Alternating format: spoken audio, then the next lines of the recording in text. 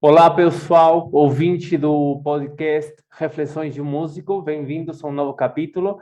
Hoje estou muito feliz porque estou com um grande convidado, um interessantíssimo, super talentoso jovem compositor brasileiro. Hoje conosco, Paulo Rios Filho. Tudo bem? Tudo bem, Lautaro? Um prazer estar aqui, viu? Obrigado pelo convite. Imagina, bem-vindo, viu? Estou muito feliz de você estar aqui. A alegria é toda minha. Tudo tranquilo, então? Tudo certo. Que bom. Vamos começar a conversar hoje de algumas coisinhas, mas antes, como eu costumo fazer sempre para o pessoal que não te conhece, conta um pouquinho de você, que fez até agora, para que todo mundo saiba quem você é. Beleza. Eu sou compositor, compositor de música de concerto, como a gente convenciona chamar, mas sei lá, música clássica contemporânea, música de concerto contemporânea.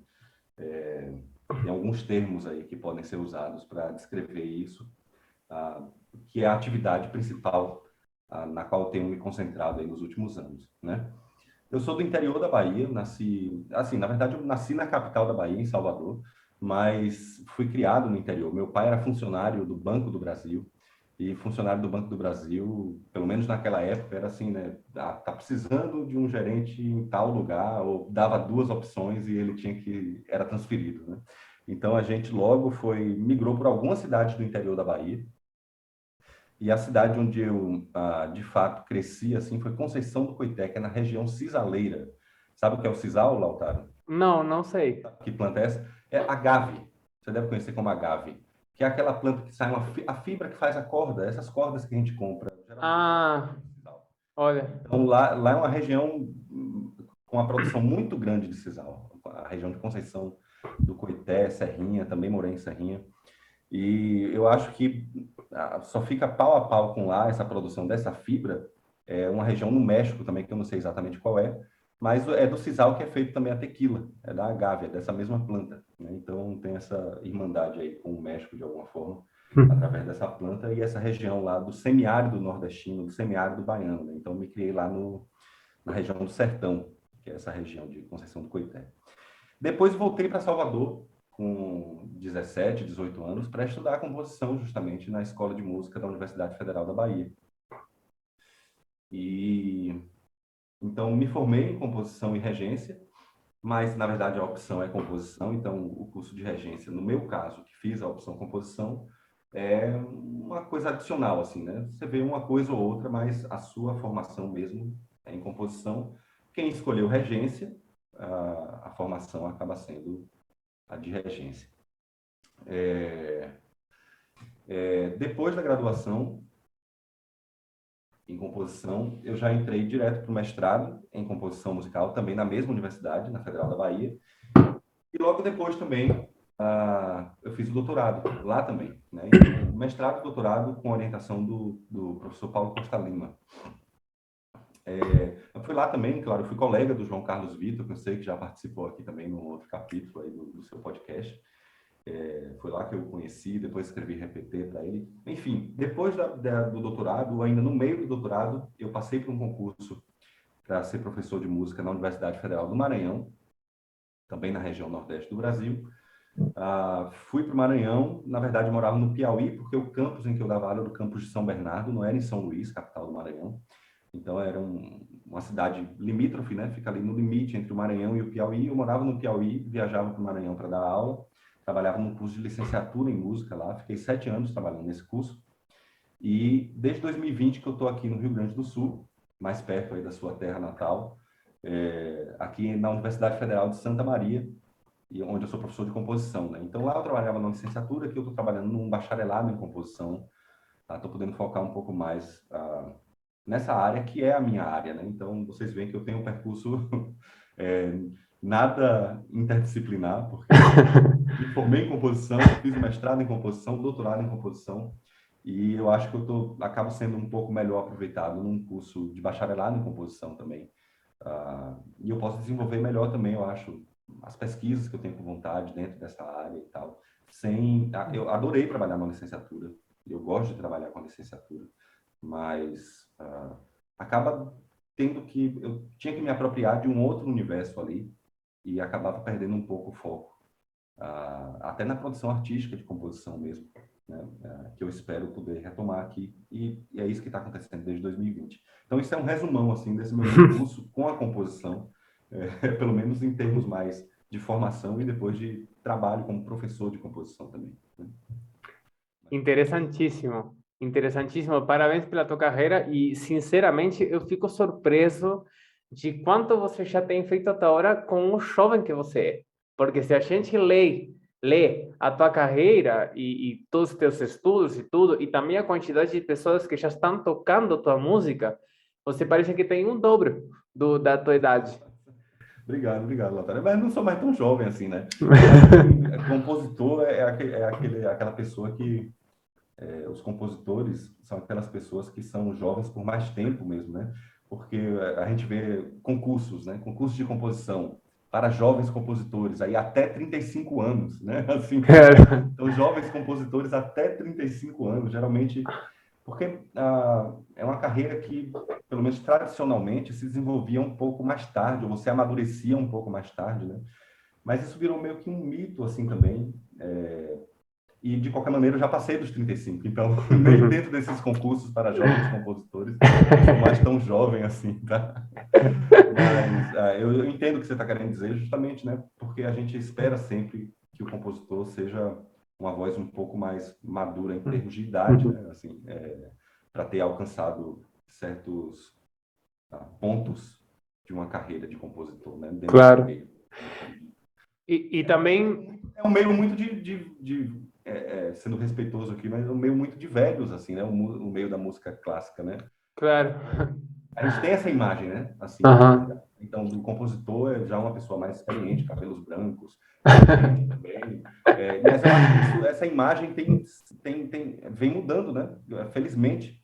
Felizmente, felizmente. Felizmente vem mudando. A gente vê pessoas mais jovens assumindo postos interessantes, assim, importantes, né?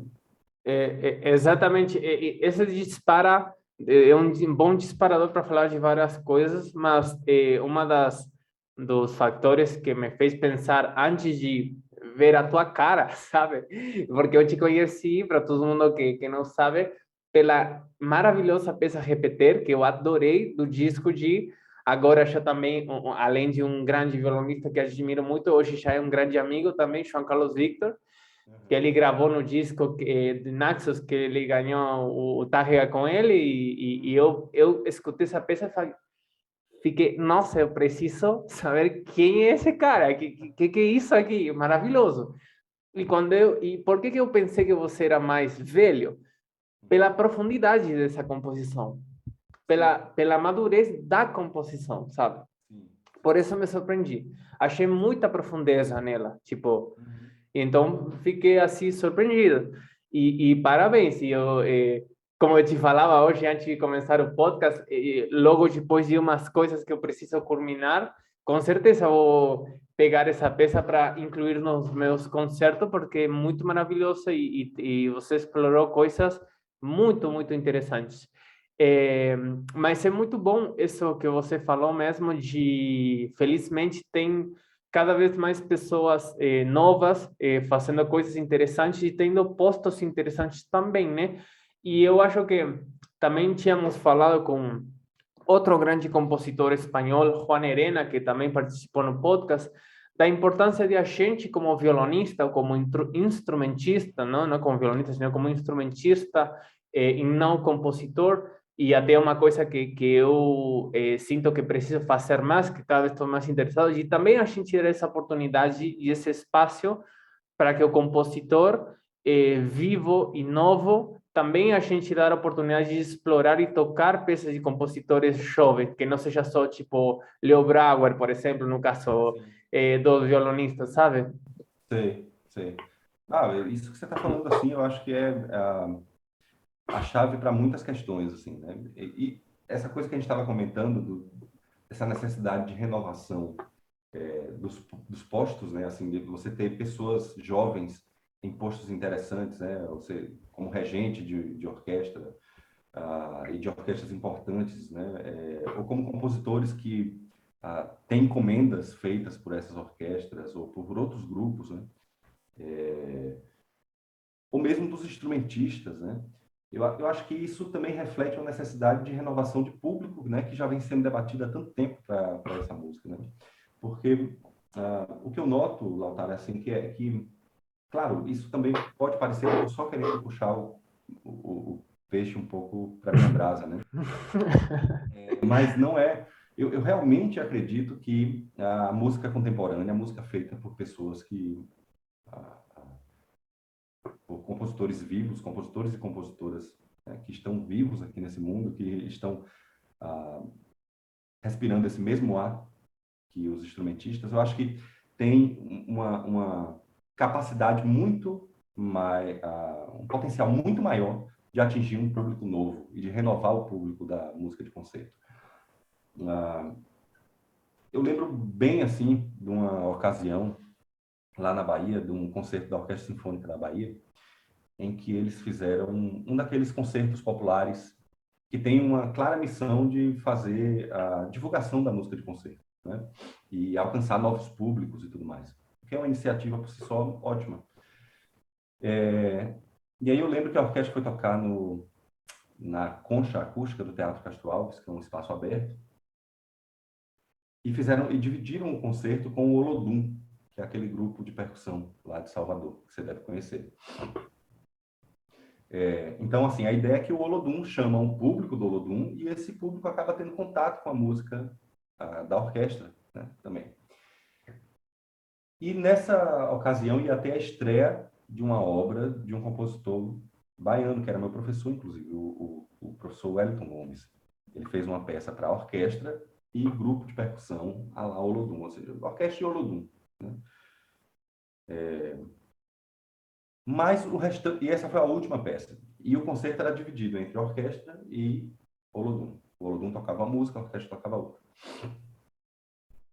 E o restante do repertório era o repertório padrão de orquestra sinfônica, assim, tipo aquilo que quando você imagina uma orquestra, você pensa naquele repertório, sei lá, Tchaikovsky, Lago dos Cisnes, esse tipo de coisa, né? E o que você notava era assim, que vinha o Olodum com aquela energia acústica totalmente pungente, sacudia as pessoas da arquibancada, e depois a orquestra vinha e tocava uma daquelas peças padrão do repertório orquestral, né? E aquilo, assim, eu lembro que para mim, eu era estudante de composição na época, foi muito frustrante, porque eu acho que perde-se um pouco a oportunidade de fato, cativar aquele público novo, porque você acaba apresentando o que aquele público já imagina que é a música de concerto e perde um pouco um fator de surpresa, de impacto, sabe? Naquele público que foi para lá para ver o Olodum, mas que acaba vendo a orquestra também.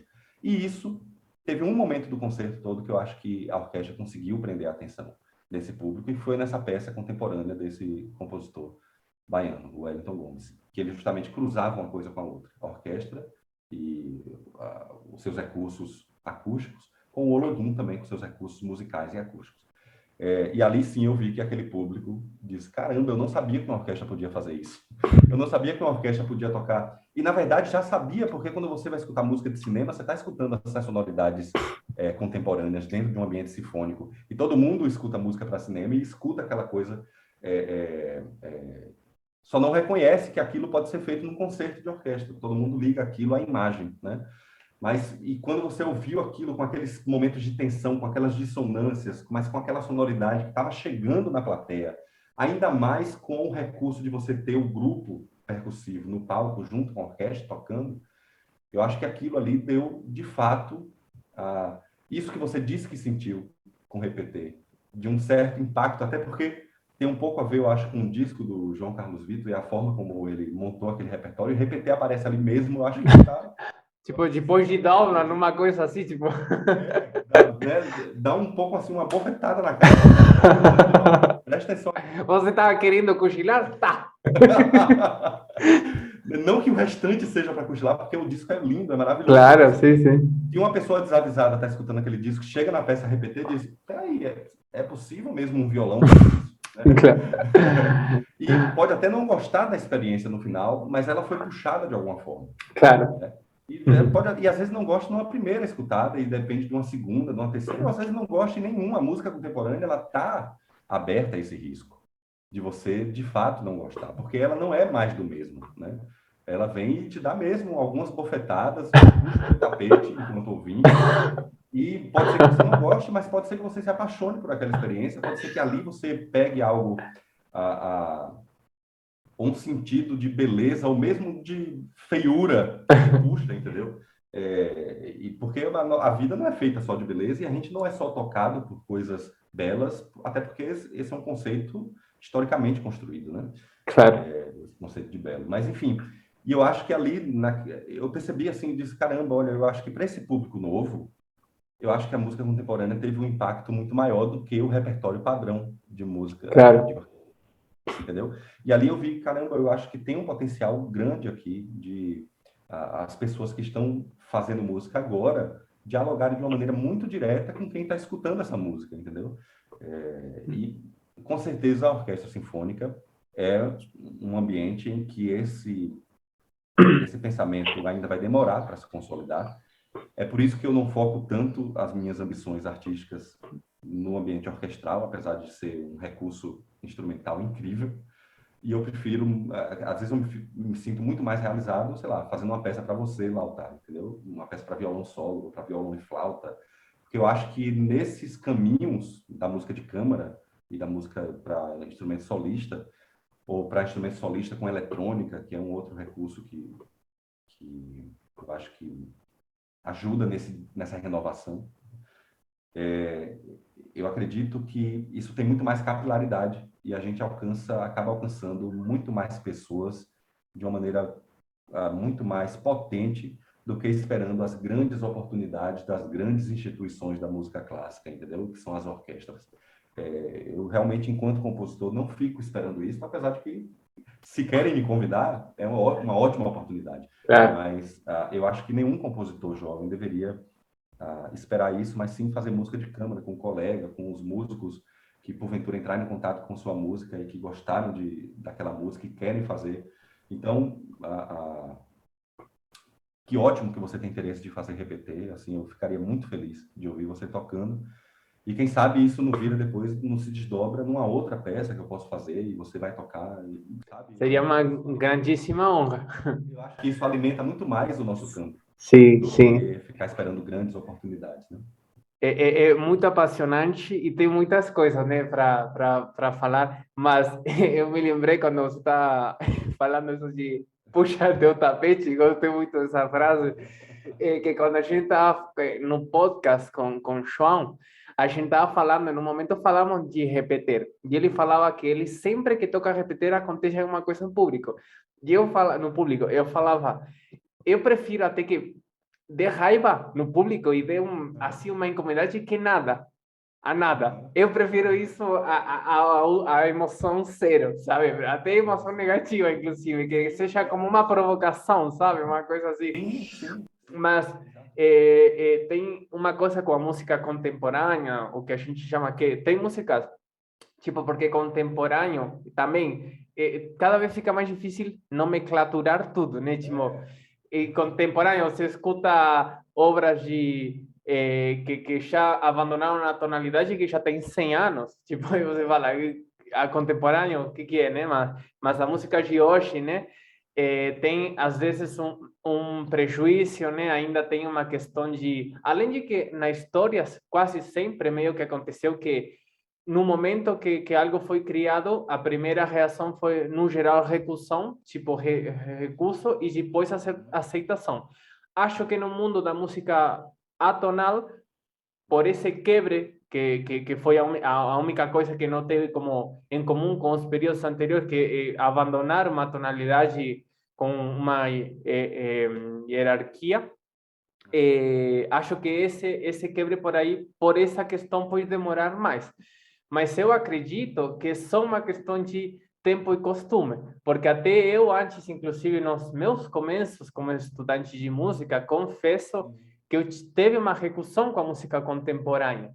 E depois foi uma questão de começar simplesmente a escutar e a saber mais. E hoje em dia adoro tocar música contemporânea também. E escutar. E me lembro também de que de sensações muito geniais que eu teve com música contemporânea, assim, com coisas assim, que pegar o arco do violino no violão, coisas assim, com muita técnica estendida e entender que até a música contemporânea, inclusive, tem mais uma ligação da experiência no vivo, que inclusive outras músicas, de mais de sensações, já não é tanto, inclusive, por escutar uma melodia, sino por a ver o que me faz sentir em outros aspectos, sei lá, não, é difícil de explicar, mas eu acredito que, às vezes, até mesmo a gente tem um preconceito com o público não músico. E acreditamos que às vezes só para a gente acontece isso, de que com a experiência a gente acaba acostumando o ouvido e acaba gostando. Eu acho que não só a gente. Até inclusive tenho vontade de fazer um experimento, de pegar pessoas e fazer escutar e fazer depoimento e com o tempo a ver o que acontece com o tempo dessas pessoas que no começo tiveram X experiência, depois, sei lá, um ano de pesquisa, ter a ver o que aconteceu e fazer uma espécie de comparativo, porque acho que Interessantíssimo. que acontece com todos, não só com os músicos, sabe? Não sei como você vive e que você pensa sobre esse preconceito, essa ideia, essa luta com a aceitação da música fora da tonalidade e tudo mais. Aham. Ó, eu concordo assim, totalmente contigo. Eu acho que a gente subestima muito o público. Inclusive, assim, quando a gente vai programar, não nós dois, assim, mas de forma geral, quem está programando música de concerto subestima muito o público, assim. E nesse sentido da música contemporânea, então, aí subestima demais. Eu acho, sim, que não só músicos conseguem chegar num ponto em que percebem quais são quais são assim, os fios de comunicação que a música contemporânea abre, mas também o público não músico, de não músico, né? Então, assim, eu odeio essa ideia de que compositores fiquem compondo para outros compositores. Eu não acho que esse seja o caso, apesar de que eu aceito que seja assim também, porque acaba o ser humano funciona muito assim, né, em grupos, né? E esses grupos se ajuntam por afinidade mesmo, né? Mas eu acho que tem um potencial enorme essa música que é feita hoje por compositores que estão trabalhando hoje, que estão respirando esse ar de hoje, de alcançar outros públicos que não só de compositores ou de músicos que gostam de música contemporânea, né? Então, não acredito nessa... Eu acho que essa é meio que uma teoria muito evolucionista, assim, de que primeiro você tem que ser músico, depois você tem que ter todo o treinamento clássico para só então começar a ser capaz de compreender a música contemporânea. Então, eu acho isso, assim, realmente uma ideia detestável, sabe? E que traz muito atraso para a nossa área, agora estou falando para a nossa área como um todo, não só para a área da música contemporânea, mas para a área da música de concerto. Na verdade, eu acho que a música contemporânea tem sim esse potencial de comunicar muito diretamente com qualquer público, tá? Seja de músico ou de não músico, tá? E na verdade eu acho que a música contemporânea pode abrir, inclusive, muitas portas para a educação musical. Isso foi a experiência que eu tive lá na licenciatura em música, por exemplo. Eu acho que ela tem sim essa capacidade. Agora, a gente tem que se atentar ao seguinte: nós temos uma visão muito restrita do que é essa música contemporânea, do que são novas sonoridades em música. A gente, quando fala disso, a gente pensa muito numa certa vanguarda europeia, numa coisa bastante restrita geograficamente, bastante restrita em termos estéticos, inclusive, apesar de que tem uma riqueza enorme e é, claro, algo que segue influenciando compositores ao redor do mundo, né? Compositores no continente africano, na América do Sul, na América Latina. Eu estou falando o quê? Dessa cara da música contemporânea que é representada por um Pierre Boulez, por exemplo, né? Claro, isso tem uma importância absurda e abriu muito a nossa mente, e a gente estuda essa música e a gente aprende muito com ela. Mas a gente não pode, quando fala de música contemporânea, achar que a gente está falando do RICAM ou dos festivais tradicionais de música nova europeus e das figuras que se concentraram ao redor daquilo e que fizeram seu nome ao redor daquela máquina política que teve muito dinheiro público injetado para que aquilo funcionasse como uma referência, né? A gente, na verdade, segue abrindo nosso caminho meio que a facão, assim, né? Então, assim, a gente não tem esse mesmo apoio e é claro que eles vão servir, assim, de espelho para a gente, mas não acho que precise ser assim de maneira absoluta, sabe? Então, assim, a gente tem sim que se aproveitar desses desenvolvimentos estéticos, dessas experiências estéticas que o Hemisfério Norte segue promovendo, mas para descobrir a nossa própria forma de fazer. E a nossa própria forma de fazer, eu acho que pode ter um potencial diferenciado de falar com as pessoas que estão ao nosso redor, entendeu? Então, assim, quando os programadores de música de concerto vão programar os concertos, ou seja, vão fazer a curadoria desses concertos, eles pensam em música contemporânea como eles pensam em música clássica. Os medalhões da música clássica, os medalhões da música romântica e os medalhões da música contemporânea, né? E esquecem de olhar um pouco ao redor e do potencial que essa música ao redor tem, sei lá. Esquecem de olhar, nem, não precisa ser para Paulo Rios Filho, entendeu? Mas pode ser para um Lindenberg Cardoso, um compositor sensacional e que eu tenho certeza que dentro de qualquer programa de orquestra sinfônica no Brasil, a peça dele vai ter um destaque dentro do público, seja ele um público de conhecedores, ou seja ele um público leigo que está indo pela primeira vez no concerto. Eu tenho certeza disso. E é uma música que dialoga com o tonalismo, ou com o neotonalismo, né? Porque não é exatamente o tonalismo, sei lá, do romantismo tardio, que seja, é um outro tonalismo, que tem muito de modalismo, e tem muito do modalismo, sei lá, da região nordeste, por exemplo, da música tradicional nordestina. Mas às vezes ela é dodecafônica também, e às vezes ela é simplesmente experimental, tem uma partitura que é uma partitura gráfica, sei lá. O Lindenberg, ele transita por todos esses universos, às vezes numa mesma peça. Então, sei lá, eu recomendo quem não conhece o Lindenberg que procure, por exemplo, uma peça chamada Unisaurê, que é uma peça para orquestra sinfônica e coro feminino. E dê uma escutada naquilo, e eu tenho certeza que mesmo uma pessoa que acha que não gosta de música clássica vai ser tocada por aquilo. Pode ser que gostar aqui é uma coisa que fica muito relativa. Claro. Gostei dessa peça, né? Está muito relacionado àquilo que eu falei anteriormente, de um certo conceito histórico de belo que é construído, inclusive, por esses atores políticos, né? Que te explicam o que é belo e o que não é belo, né?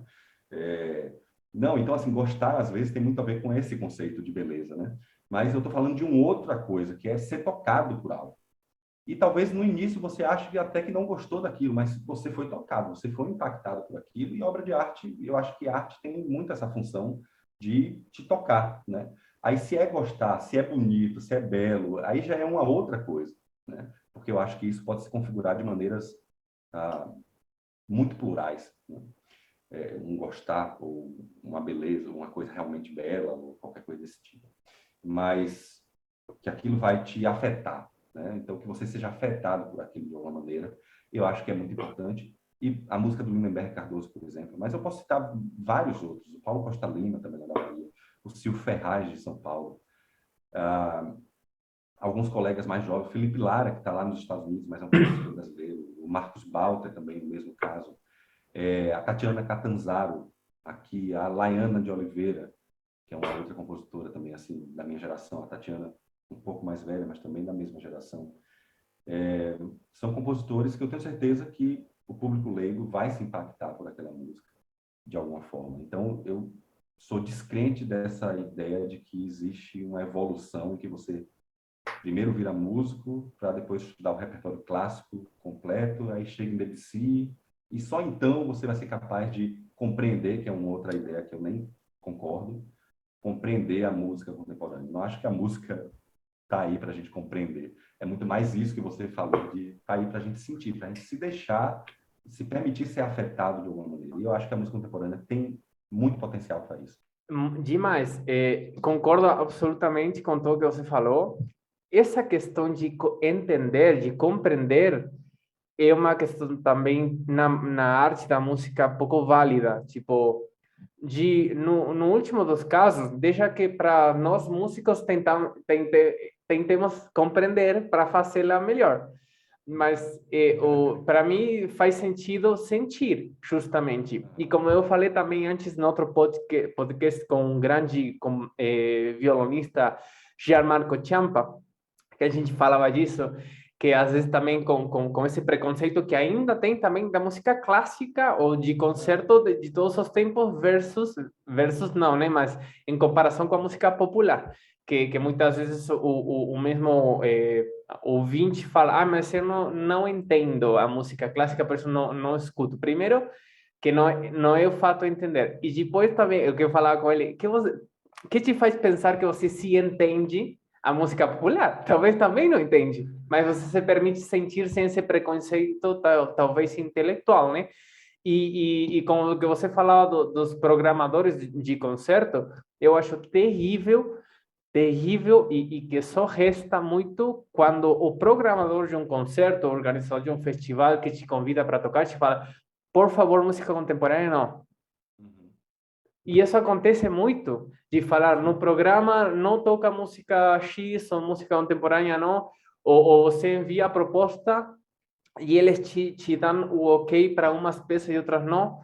O que é isso? Isso só Terrível. por burocracia de pegar a música para ver, para tentar vender com mais, você está restando uma evolução cultural e além disso com preconceito errado, porque esse preconceito de que o pessoal não vai gostar desse tipo de música. Mas se você não mostra, é como fala uma amiga minha fala, você não pode gostar de algo que você não conhece. A mesma coisa, né? Uhum. Uhum. A mesma coisa, exatamente. E aí eu fico pensando também, Natália, como... E aí talvez seja uma coisa mais de nós músicos. É claro que a pessoa quem não é músico também se apega muito o aspecto harmônico, né? Ou seja, a harmonia, né? A esse elemento, né, da música, quando vai escutar. Mas quando a gente fala, por exemplo, que você vê você até meio que a gente automaticamente faz isso, de equiparar a música contemporânea a o não tonalismo, né? Ou seja, é uma característica, simplesmente uma das características da música contemporânea Ah, que está relacionada a esse elemento harmônico de organização, né? Mas existem os outros elementos e até elementos inicialmente não musicais, entre aspas, como por exemplo, sei lá, teatralidade, expressividade ou literalidade da música, que não passam necessariamente pelo sistema de organização harmônica, né, da música, e que eu acho que na música contemporânea, justamente, né, sei lá, o timbre, a textura, é disso que eu estou querendo falar. Essa tatilidade, às vezes, que a música contemporânea consegue trazer e que, às vezes, comunica até muito mais diretamente com o público leigo do que a harmonia, porque a harmonia é um discurso, né? E enquanto o discurso tem seus próprios códigos e talvez aí sim a gente passe por uma coisa em que a compreensão esteja muito relacionada ou o sentir esteja um tanto relacionado ao compreender, né? Mas quando você está falando de uma textura, quando você falou, por exemplo, do arco no violão, né? E que tipo de sonoridade aquilo tirou e que é uma sonoridade, às vezes, muito mais próxima do tato do que da audição, ou do tato do que da razão, né? E você sente aquele som áspero que eu imagino que deva ter tirado esse som, mas com alguns harmônicos, ou seja, você está falando de um outro conjunto de elementos que constrói uma certa comunicabilidade. Uma comunicabilidade que não é mais assim de que, olha, eu estou agora triste, mas aconteceu que vem uma chuva. Não, não é isso. É uma comunicabilidade da materialidade do som, né? Aquilo te causa algo porque é como uma lixa te causa algo quando você fricciona aquela lixa, né? Mas também tem uma literalidade, ou seja, pode ter uma narrativa por trás disso. E a gente escuta a música tão imageticamente, tão visualmente, né? Mesmo nós músicos, a gente está imaginando coisa o tempo todo. E eu acho que a música contemporânea, eu imagino que é um cara pegar um arco e tocar o violão com arco, só o visual da performance. E aí a gente volta para aquilo que você pontuou muito interessante de que tem uma dependência mesmo, a música contemporânea eu acho que é uma dependência um tanto especial de ser feita ao vivo. Não tem como comparar a Não experiência de tem você como. assistir um concerto de música contemporânea com a gravação. Mas, enfim, só o fato daquilo estar acontecendo, eu acho que já é algo que chama a atenção muitíssimo, inclusive do público leigo. E o som que aquilo tira, a quantidade de coisas que dá para imaginar a partir dali, sei lá, desde uma viagem no espaço até estar preso dentro de uma caverna ou andando numa trilha na floresta. E as pessoas viajam mesmo nisso. E às vezes elas ficam constrangidas porque elas acham que deveriam estar compreendendo a música em seu discurso puro. E não é o caso, né? Quando elas vão escutar música popular, elas se entregam mais facilmente porque essa parte da compreensão, eu acredito que fica muito restrita à letra. E as pessoas se preocupam em compreender a letra. A música ajuda você a sentir o que a letra está fundamentando, né? Então, assim, a letra está falando de amor e vem um determinado acorde e, pô, Uhum. te faz sentir melhor o que aquela letra acabou de dizer, entendeu? E aí eu acho que essa separação fica mais clara na música popular e as pessoas, de fato, acabam... É claro, tem aí uma série de outros fatores também que ajudam, que é a repetição de padrões rítmicos, harmônicos. Então, você já está, na verdade, você já conhece aquela música, só muda a letra, às vezes, e a melodia, né? Claro, tudo isso ajuda você a se familiarizar um pouco melhor. Mas, enquanto sensação, eu não acredito que haja uma predileção absoluta do público, seja ele de músicos ou não músicos, a um sistema específico de organização das alturas em um sistema harmônico específico. Não acredito mesmo nisso, assim, até porque eu acredito que, nesse sentido, a minha música, por exemplo, repetir, seja até um tanto tonal, entre aspas. Tonal, assim, no discurso que ela constrói, na forma de narrativa que ela constrói, com tensões que se resolvem em relaxamento. Claro, Eu vejo que ela, na verdade, só não é tonal harmonicamente, entendeu? claro. Mas, Inclusive tem como uma ideia de reexposição também, né? sim, sim. Nesse sentido dá como uma espécie de ideia mais Uhum. Eu também. acho que se aproxima muito, assim, até do discurso tradicional, Hum, mas, claro, explorando diversas outras sonoridades, diversas outras possibilidades de expressão também ao mesmo tempo. Mas eu tenho um outro violonista, para quem eu fiz uma peça, que é um grande amigo meu, era colega meu lá na Federal do Maranhão, o Cristiano Braga. Eu não sei se você conhece ele. E o Cristiano, eu fiz uma peça para ele, assim, uma peça que eu considero uma peça irmã da RPT.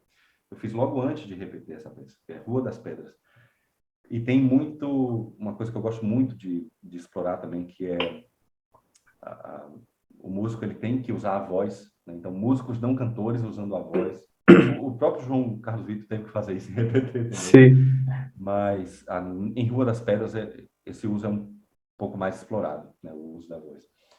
E o Cristiano sempre comenta comigo assim que a peça é um sucesso para onde vai, assim, que é músico e não músico vem depois dizer que foi impactado pela peça. E Outra prova a mais desse preconceito errado, né?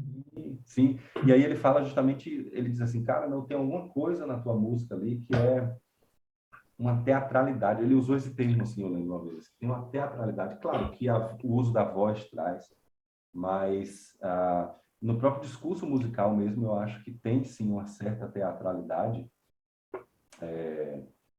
que, aproxima um pouco, né, em termos de travar uma comunicação. E nesse sentido, eu diria até que minha música, por menos tonal que seja, é um tanto tonal, porque,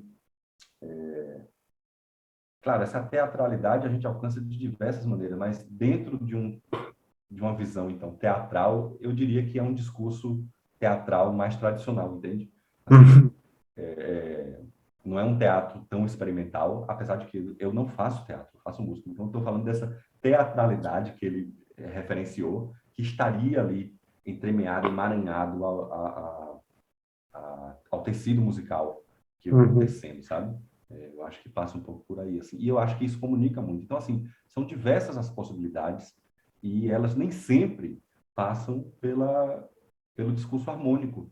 E a gente, até nós músicos, temos muito esse problema, assim, né? A gente parece que só consegue falar de harmonia, né? A gente consegue falar de ritmo muito bem, nós não temos nem tantos conceitos teóricos de ritmo, infinitamente menor do que o que a gente tem para falar de harmonia. Quando a gente vai fazer análise, geralmente a gente está olhando para a parte harmônica. Nosso treinamento teórico dentro da academia é muito direcionado para a harmonia, né? Então, assim, a gente vai falar da prática comum do século XVIII e a gente vai e aprende harmonia. Parece que a música daquele tempo não era feita também com ritmo, com textura, com, sei lá. Então, a gente acaba ficando um pouco viciado nisso, em achar que tudo passa pela harmonia. Então, assim, a música é dividida em tonal e não tonal. Claro, é muito mais complexo que isso.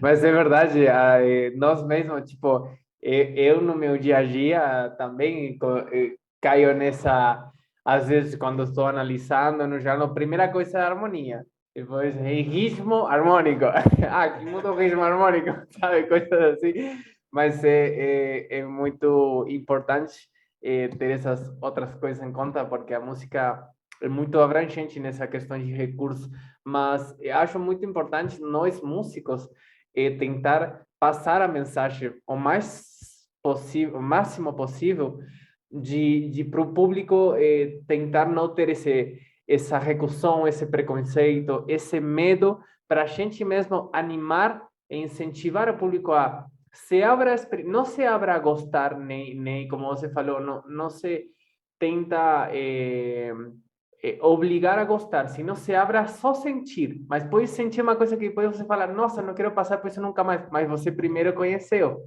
sabe? Acho muito importante a gente passar, além de fazer música, se é natural em você e você gosta, se é sincero, se você é sincero e sente um contato com essa música, além de fazê-la, passar essa mensagem de não precisa compreender, só precisa sentir. Mesma coisa que com uma música de Tom Jobim, sei lá, sabe? Uma coisa assim. E, mas eu confesso uma coisa que me acontece com a música contemporânea, que tem algumas músicas que eu sinto uma coisa, outras que sinto outra, e eu não consigo ainda achar bem o porquê. Mas, por exemplo, passo a explicar. Com você eu senti isso também, por exemplo, com Maurício Hanna, com a música dele também sinto isso, de nossa, aqui tem uma linguagem contemporânea, mas aqui há profundidade, há arte, há comunicação, há arte, há música, isso é bom. E tem outras músicas que é a que eu sinto sinceramente uma recusão, que não gosto, que quando eu sinto que não há arte aí, sino que há um mero exercício intelectual, quase na questão meia matemática só, e eu sinto que é só intelectualidade colocada aí, não há arte. Mas eu não consigo, e posso até estar errado com achar em X música só um mero exercício de intelectualidade, e talvez venha outra pessoa e me fala, você está maluco, aí há muita arte. Posso estar errado, óbvio, né? Mas eu não sei explicar por quê que eu sinto isso, mas eu sinto que tem uma linha muito fina entre uma e a outra, às vezes, o que parece fina, mas não é, porque quando você escuta, você sente completamente coisas diferentes. E me faz lembrar de por exemplo, um exemplo de um amigo compositor que ele estava, talvez ficou ótima a peça, mas me lembro que ele estava me contando de que ele queria fazer música com como barulhos da cidade. E eu perguntei para ele qual era o planejamento disso, e ele falou, não, só quero colocar, assim, barulho da cidade ali. E foi como, mas tá, acabou, só isso. Então, como, sabe, não sei o que você tem para falar disso. Ó, não, eu também tenho coisas, né, de música contemporânea que eu escuto e eu não aguento, não gosto, não aguento continuar escutando. Eu tenho essa recusa, né, essa repulsa que você mencionou. Então, eu acho que a primeira coisa é assim, não dá para você dizer, eu adoro música contemporânea, e aí você vai passar a gostar de todos os exemplares, né? É um universo muito diverso, né? Então, essa é uma primeira coisa. Eu concordo que tem algumas abordagens que talvez sejam mais cerebrais, vamos dizer assim. E essa definitivamente não é a minha abordagem. E isso ficou claro assim em todo o restante da nossa conversa. Mas eu não acredito que essa abordagem cerebral também seja puramente racional, sabe? Eu não acho que nada é feito dessa forma, porque, na verdade, eu acho que essa separação essa separação é muito artificial, né? Essa separação, assim, de que há um cérebro que pensa e há todo o restante, e esse cérebro pensa sobre esse todo o resto, né? Então, mesmo que a pessoa ache que, de fato, e que ela tenha essa intenção, essa convicção de fazer uma música cerebral, matemática, na verdade essa música está sendo contaminada o tempo todo por coisas não cerebrais, né? E eu acredito muito nisso, assim. E pode ser pelos sons da cidade, por mais que ele não esteja colocando os sons concretos da cidade dentro da peça. Então, assim, eu não acho que existe essa música estéreo que a gente às vezes escuta. Então, eu tento tirar dali algo além, algo a mais.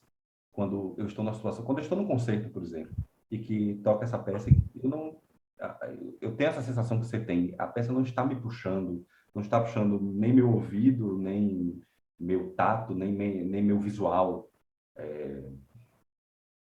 E eu penso, talvez seja uma peça um tanto cerebral demais.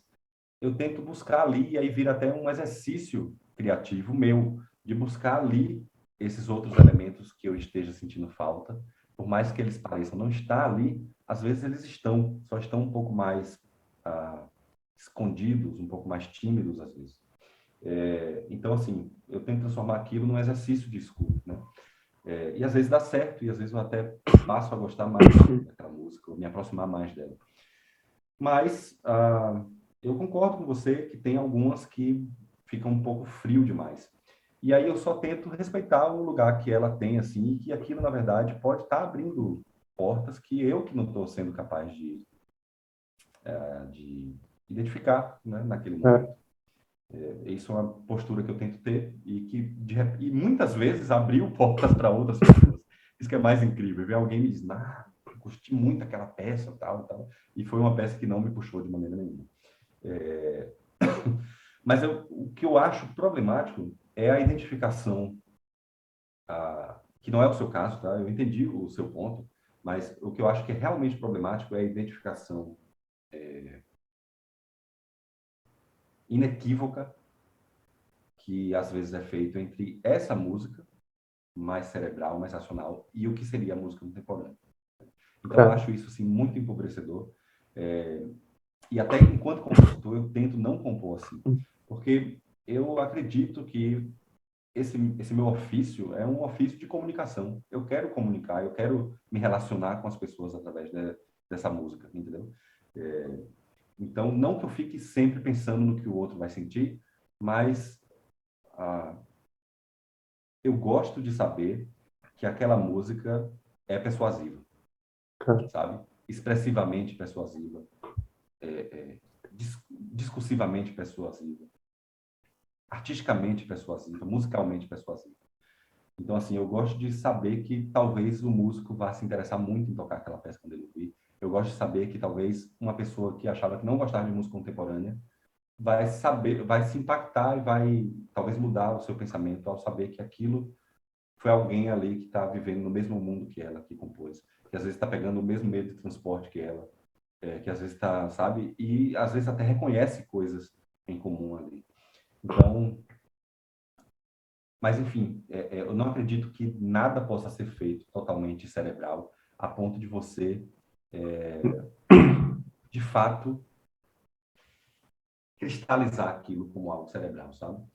Mas, por outro lado, eu fico um tanto frustrado quando eu escuto essas peças, que é o que eu imagino que você esteja descrevendo, justamente porque eu sinto que ali se perde uma oportunidade de você cativar as pessoas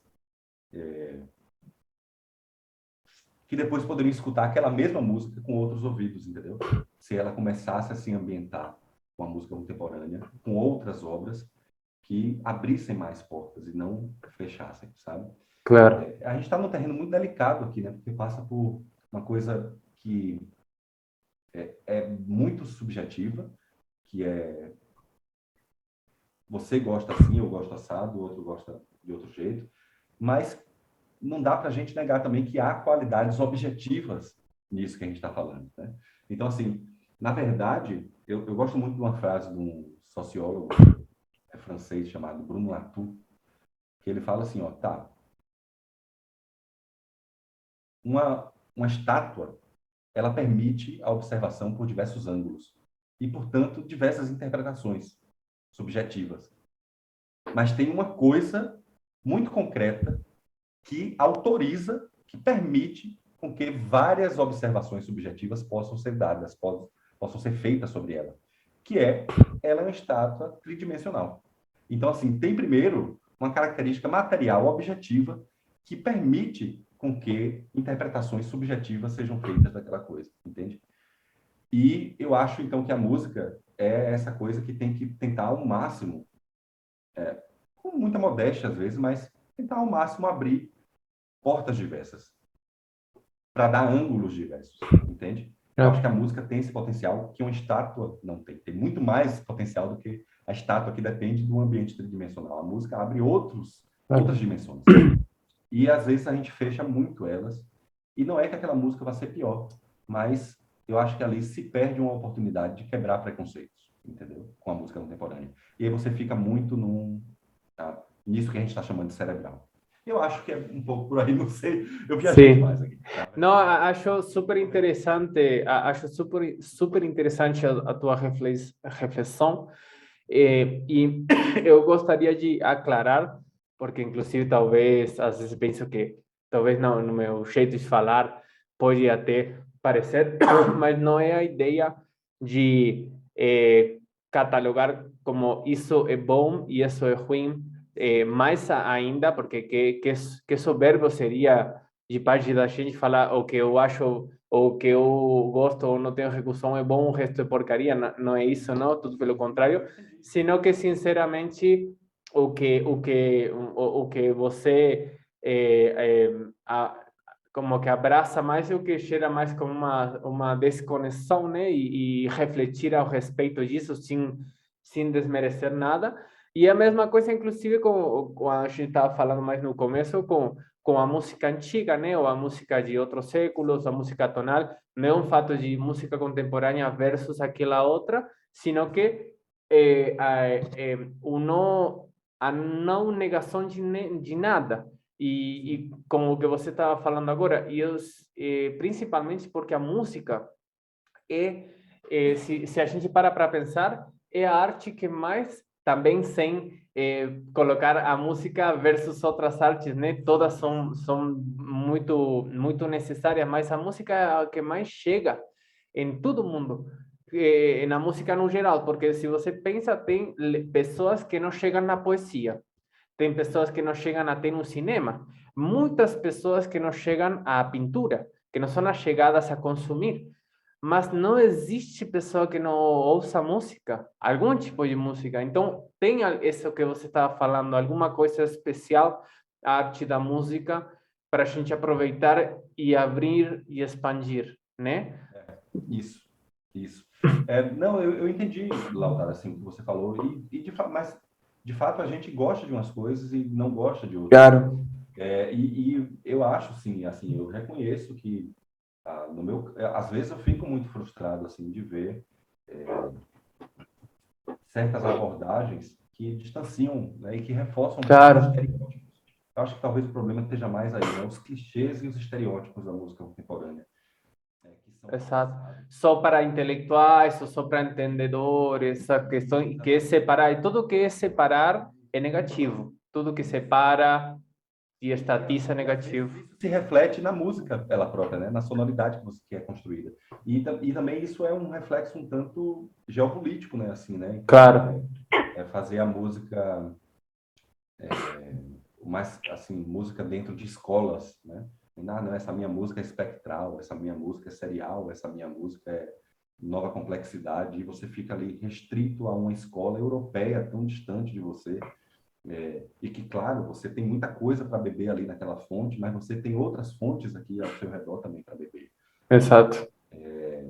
Aí eu me lembro de um caso interessante, Lautaro, que teve um compositor norte-americano que lá na Federal da Bahia eu fui técnico em música também, durante um período assim no meu doutorado. Eu passei no concurso lá para técnico. E nesse cargo eu desenvolvi um grupo de música contemporânea que foi o Camará Ensemble, com professores e estudantes, e eu regia esse grupo e tal, e a gente fez alguns concertos lá com música contemporânea de compositores da Bahia e do restante do Brasil. E esse compositor norte-americano foi fazer uma residência na Bahia e viu o grupo e tal, e sugeriu que ele fizesse algo com o grupo, uma peça com o grupo. A gente se aproximou, um cara muito legal, um super compositor também, e foi uma oportunidade para o grupo também. Mas, quando ele chegou, ia ter um concerto do grupo, eu já não estava morando mais na Bahia, mas eu sugeri que ele fosse assistir um concerto do grupo, que ia ter uma peça minha, ia ter uma peça de outros compositores.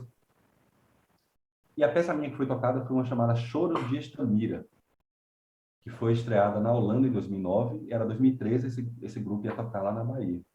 E é uma peça, assim, sinceramente, que eu não acho que se assemelha. E, na verdade, quando eu fui para a Holanda para a peça ser tocada dentro do âmbito desse concurso, o organizador do concurso comentou comigo, olha, o júri que escolheu, né, essa peça, eles ficaram assim, uma das coisas que mais chamou a atenção na peça é que ela não se parecia com nada. Todas as outras eles conseguiam assim dizer, essa aqui é um pouco mais espectralista, essa aqui parece que é no estilo da nova complexidade. Não tinha escola essa. As escolas composicionais europeias, geralmente, né? Ou pelo menos no hemisfério norte. E aquela lá, eles disseram, olha, não, isso aqui eles não conseguiram relacionar com nada. Assim, parece que tinha um monte de várias coisas.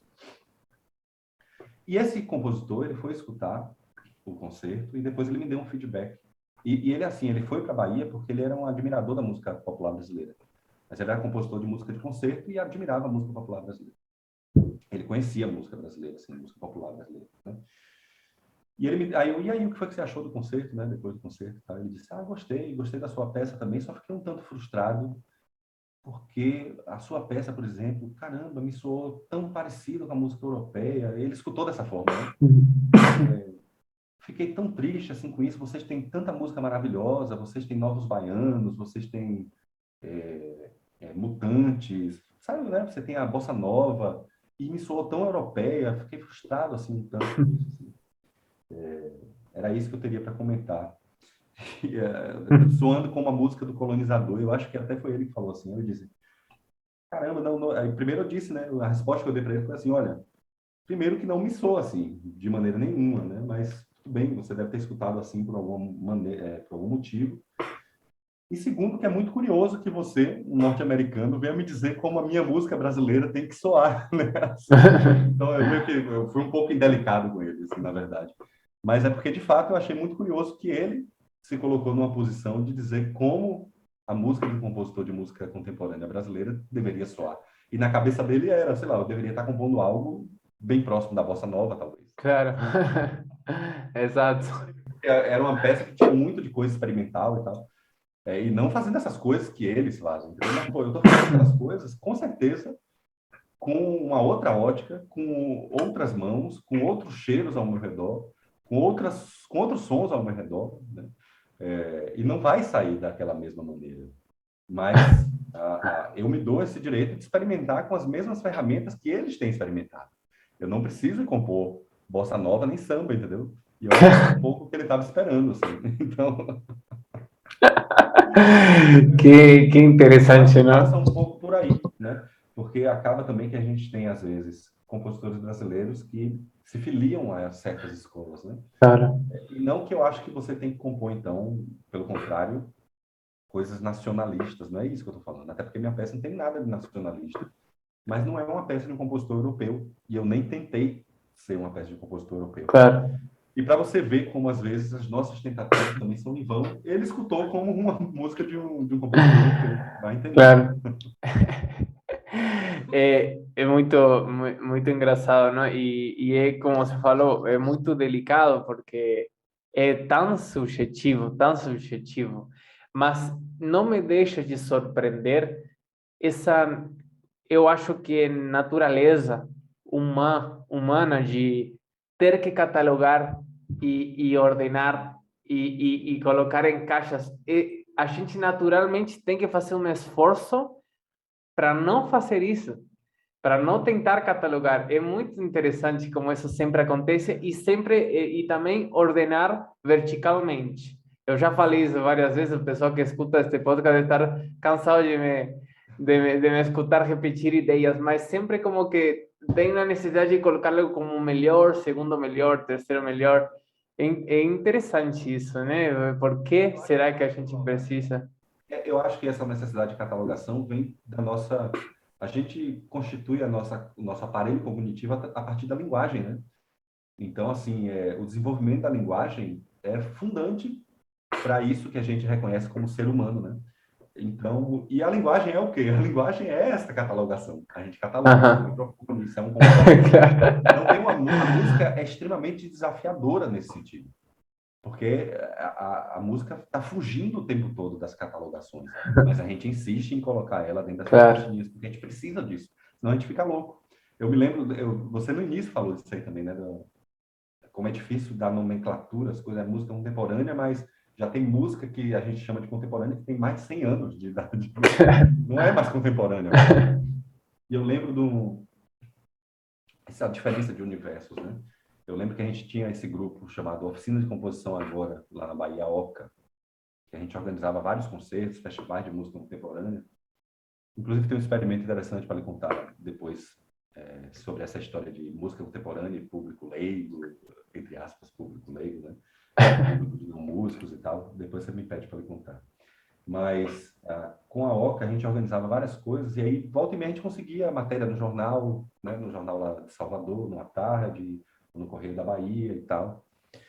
E aí o jornalista ia conversar com a gente e a gente tentando fugir de certos clichês que afastavam o público, um público novo, e que aproximavam um público já de conhecedores da música clássica, que ia para aquele concerto e ouvia um monte de música diferente e não gostava, ou seja, a gente queria renovar mesmo o público, porque não dava certo o público da orquestra, por exemplo, assistir os nossos concertos, eles se frustravam um pouco, né?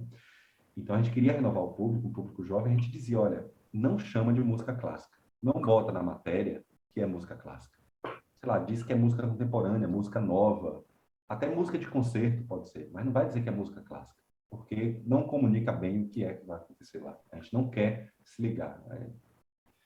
E aí era incrível, cara. A gente conversava, explicava isso, não sei o quê. E saía depois, né? A gente, quando pegava a matéria do jornal, saía a manchete, assim, né? Novos clássicos, sabe? Eu acho que eles ficavam muito confusos, porque a gente dizia isso no início, e depois, mas é o quê? Não, é violino, violoncelo, percussão, contrabaixo acústico e piano. E eles, não, mas isso é música clássica. Então eles ficavam muito confusos. Pior que novos clásicos sería contradictorio, ¿no? Porque É. clásico no sería novo, entonces. Então, assim, enquanto a gente estava tentando questionar essas nomenclaturas, o jornalista ele precisava de nomenclaturas. Ele precisa disso para comunicar. O serviço dele está pautado totalmente na linguagem, né? Então, ele não conseguia fugir disso. Né? Então, tinha essa coisa curiosa. E qual conta essa experiência que você falou?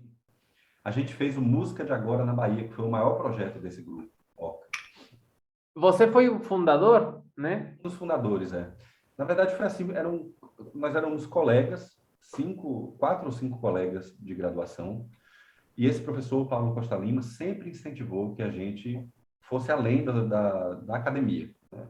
Então, olha, pô, vocês estão aqui, estão dentro do curso, e aí essa música vai ser tocada por quem? Vai ser tocada onde? Vocês vão ficar compondo para a gaveta ou vão organizar o espaço onde essa música vai acontecer, chamar os colegas, e sempre incentivando a gente, né?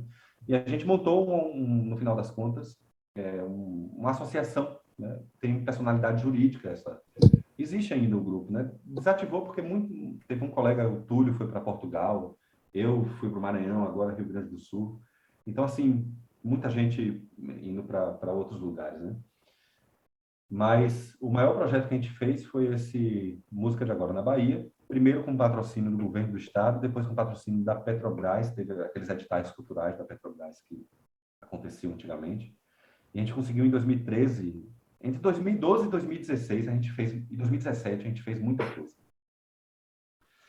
E uma das ações de divulgação que a gente pensou foi gravar CDs com as obras de alguns compositores que iam ser tocados nesses concertos. Então ia ter um concerto amanhã, sei lá. A gente gravou alguns CDs, assim, piratas, né? Mídia, pegava a mídia, botava no computador, gravava os CDs. E Salvador tem um... Eu não sei se você já conheceu Salvador. Conheceu? Não, conheço muito pouco de Brasil ainda. Então, Salvador, assim, vale a pena a visita, você tem que ir lá. É um Eu lugar... ia ir a tocar lá no começo, ia ir a tocar lá porque tinha me comunicado com a embaixada de Uruguai.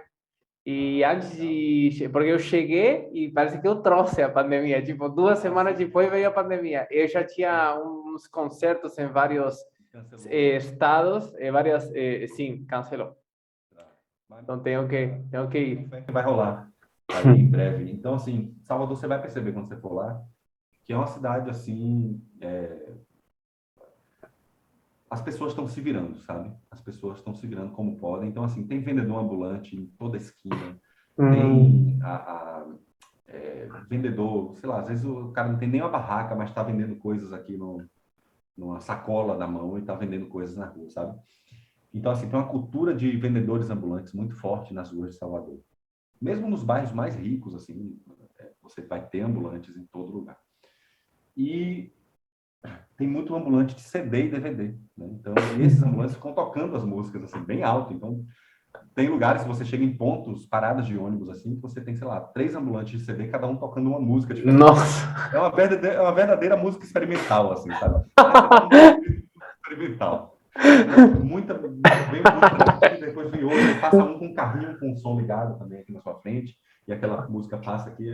E aí você aqui criando coisas, né, com isso. Exatamente, exatamente.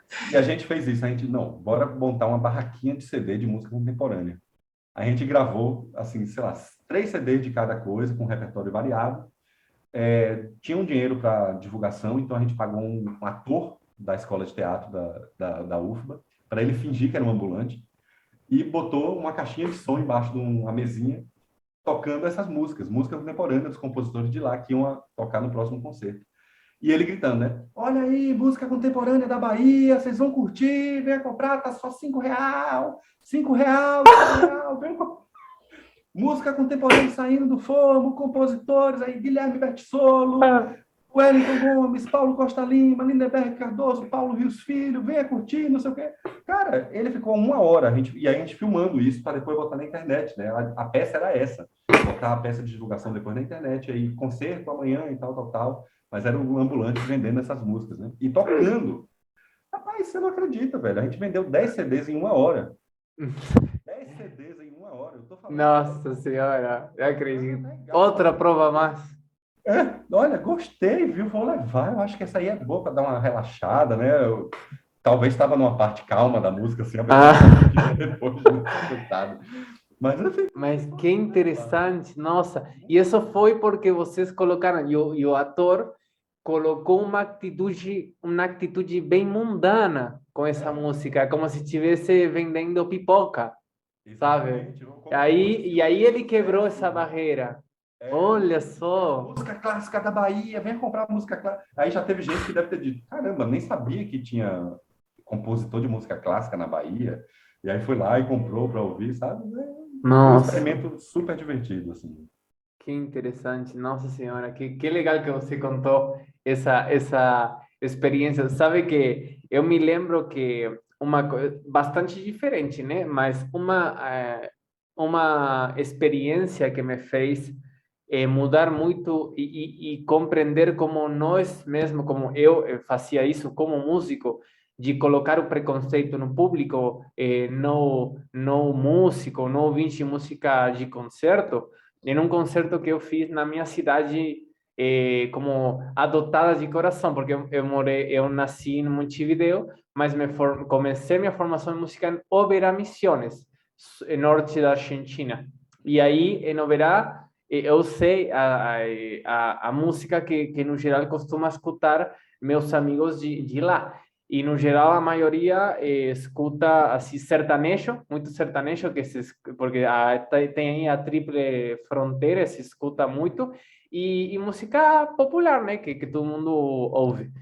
E eu me lembro de uma amiga que nunca, jamais escuta música ou clássica ou de concerto. E eu fiz um concerto lá que foi muito bom, nossa, muito especial para mim no 2017, eu acho. E ela veio e me falou: Sabe qual música adorei? A Sonata. E era uma música clássica, era uma sonata de Giuliani, a Opus 15 era. Mas era algo que para ela era muito diferente, porque ela nunca tinha escutado música assim. Eu sei, eu conheço ela, uma grande amiga, Florência, é o nome dela, ela falou, nossa, gostei muito da sonata. E aí eu falei, nossa, olha, eu fiquei muito surpreso e falei, Sim. olha Você não meu imaginou que ela iria preconceito. gostar daquela, assim. Eu imaginei que ia gostar de Kike Sinesse, que eu toquei no final, que é muito mais parecido com uma mais popular, né? Uma Cielo Aberto de Kike Sinesse, uma peça muito linda que todo mundo escuta, que todo mundo gosta quando escuta. Mas ela me falou isso e aí eu entendi, isso foi como uma abertura a eu começar a compreender como é errado esse preconceito Ah, com legal. com o público. E eu queria te perguntar, que você falou uma coisa muito interessante que ficou aí no meu ouvido, eu queria te perguntar para você se aprofundar. Você falou que é muito interessante, muito boa a música contemporânea para a educação musical. Eu queria você se aprofundar Sim, nisso. sim. Ah, assim, não sou eu que estou dizendo isso, assim, na verdade, né? Tem vários educadores musicais que que acreditam nisso e que colocam isso assim como a principal bandeira, né? Assim, a gente tem o Paint, por exemplo, a gente tem o Schaefer, né? O Murray Schaefer, que faleceu ano passado, o canadense. Assim, tem uma série, a Maya Dankman, uma educadora musical alemã, tem uma série de educadores musicais que acreditam que, na verdade, a iniciação musical feita com a música de hoje, com as sonoridades do mundo, sabe aquela ideia do seu colega de colocar os sons da cidade? Mas e aí, como é que a gente modula musicalmente esses sons da cidade? E isso pode ser um caminho muito interessante para o percurso inicial da formação musical, porque são sons que estão dissertando e têm propriedades musicais que podem ser exploradas, né? Esse domínio, você começa a fazer música, você começa a se expressar musicalmente sem depender de um domínio técnico ah, convencional do instrumento, que às vezes leva tempo, né? Então, sei lá, ou, ao mesmo tempo que você aprende a fazer uma escala no violão, você já consegue fazer música com sons do cotidiano, né? E você já consegue se expressar musicalmente. Não vai ser, sei lá, uma música como a que toca no rádio, mas certamente você vai ter alguma referência daquela música, primeiro porque são sons do cotidiano, como eu falei, segundo porque algumas daquelas sonoridades estão presentes, por exemplo, na trilha sonora de filme, ou na trilha sonora de teatro, né? Ou no design de som, até de propaganda televisiva, sabe? É, e aí as pessoas se aproximam, né? Então, eu acho que... a minha experiência, aí agora falando da perspectiva de compositor, é que quando as pessoas fazem música, elas se apropriam muito melhor de música do que só quando escutam, né? E a mesma coisa com a música contemporânea. Quando as pessoas fazem e se expressam musicalmente com texturas musicais não convencionais, com sons e timbres não convencionais, com elementos musicais ou com elementos do cotidiano, objetos, tal, para fazer música, e às vezes uma música que não tem um padrão rítmico bem estabelecido, às vezes uma música que não tem nem métrica estabelecida, mas ela consegue estar ali junto com um grupo, fazendo algo que ela reconhece como expressivo e do qual cuja criação ela participou, ela depois vai escutar música contemporânea usando esses elementos não convencionais de outra maneira também, sabe? Claro. Eu me lembro quando eu estudei trompa durante algum tempo da minha vida e tive a oportunidade de tocar na Orquestra Sinfônica na Bahia, de fazer uns cachês. A minha professora ficou grávida, foi ter neném, foi ter filho, e abriu uma vaga assim, ela me indicou, e eu fiz alguns cachês na orquestra. Foi a primeira vez que eu toquei numa orquestra sinfônica. E eu estava estudando orquestração ao mesmo tempo, no curso de composição.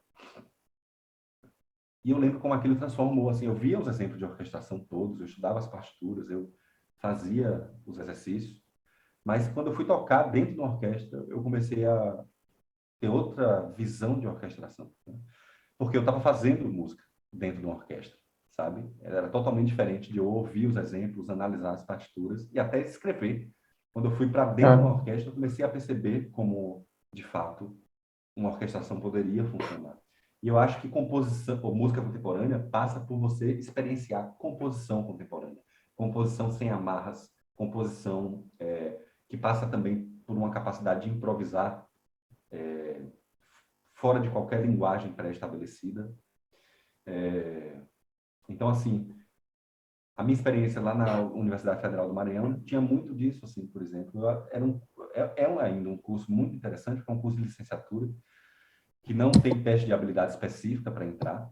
Então, assim, entrava, o aluno fazia o Enem, pontuava a prova lá de português, matemática, não sei o quê. Se pontuasse suficientemente, entrava. Ia estudar música. Não tinha aquele teste de leitura, ia aprender tudo dentro do curso, sabe? E a gente tinha algumas disciplinas, como laboratório de composição, laboratório de criação musical e tal, que era assim, todo mundo muito... Tinha alguns músicos já que entravam no curso, mas tinha gente muito verde.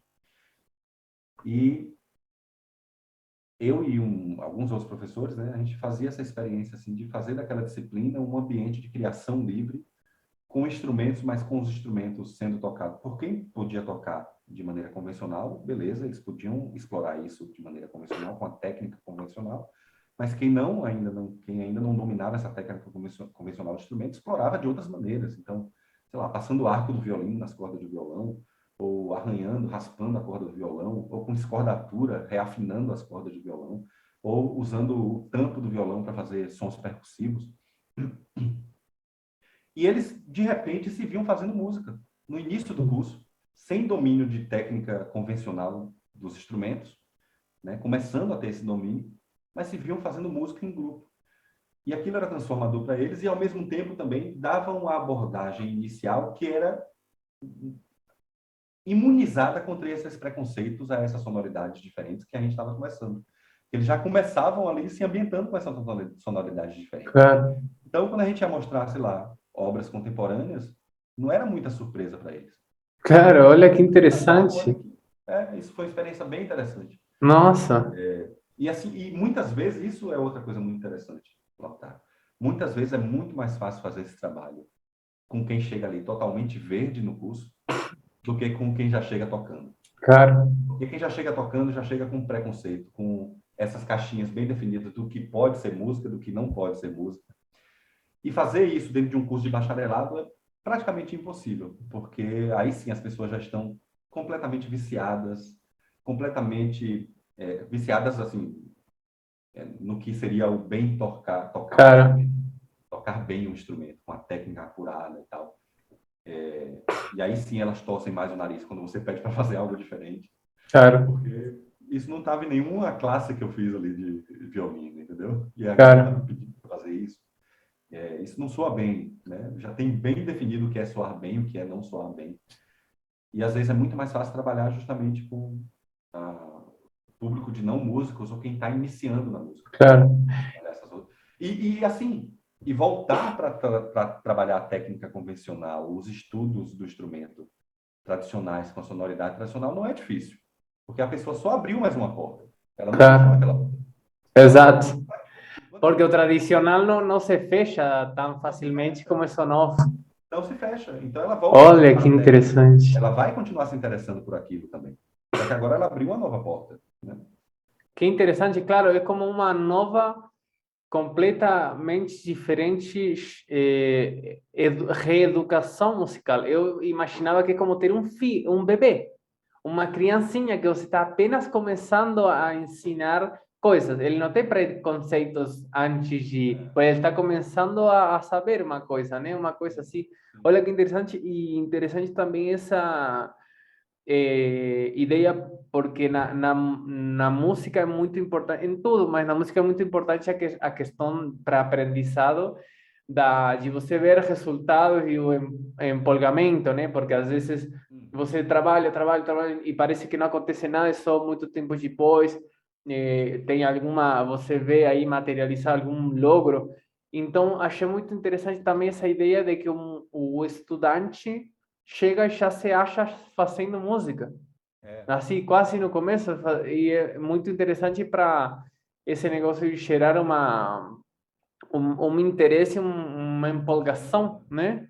É um jeito de educação musical completamente diferente, achei muito interessante. Nossa, aprendendo muito aí com isso. bem boa. Nossa, que interessante mesmo. É, realmente a música contemporânea, nesse sentido, tem muitas características que eu aqui como músico, já escutante de música, desde a música de hoje, né? Estou aprendendo agora com você falando. Acho muito bom essa mensagem que você está transmitindo. E muito bom